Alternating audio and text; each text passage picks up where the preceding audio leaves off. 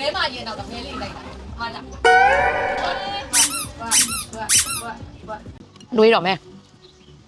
စားပြီးထက်စော့ပြီးရင်စားခလေးတွေလာစားကြအောင်ဆိုဟဲတောင်းညမ်းနေကြတယ်တော့ခေါ်လို့လည်းမရဘူးအေးနေတော့မစားရင်တော့ငါတော့တီးပြီနော်ဘိုက်ကလည်းစားနေရနဲ့ဆိုတော့တွေ့လိုက်တော့မယ်ကျန်းတန်နေသေးလားအကုန်လုံးတော့ဒါထမင်းက3ပွဲနောက်တစ်ပွဲပါသေးရဲ့19500ပဲကြာကျန်းနေတယ်နော်စင်ပြေရေဆော့ပြီးပြီဆိုလေဘိုက်ကအရန်စားတာရေဆော့တာနည်းနည်းစားတာများမမဝိုင်လို့တော့ဝိတ်တက်ပြီသူကလေဒီလိုရေနွေးအိုးလေးတိုးပါပေးရဲ့ရေဆော့တော့အေးနေတော့ရေနွေးလေးနဲ့အေးဖြေလို့ရပါဘောနော်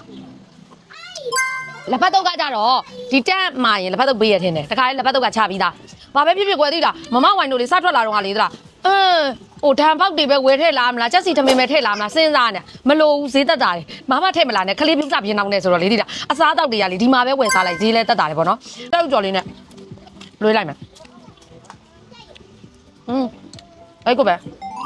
မမဝိုင်စားပွားဆိုရင်ခလေးတို့သွားကြွေးလာမယ်သူတို့ကရေကန်နဲ့မတက်ချင်ကြဘူးအဲ့တော့ကန်ထဲမှာပဲစင်းကြွေးရမှာပေါ့ပပန်းတော့ဘိုက်ချာနေလို့သမင်းဆိုင်နေရီကူးနေပါရဲ့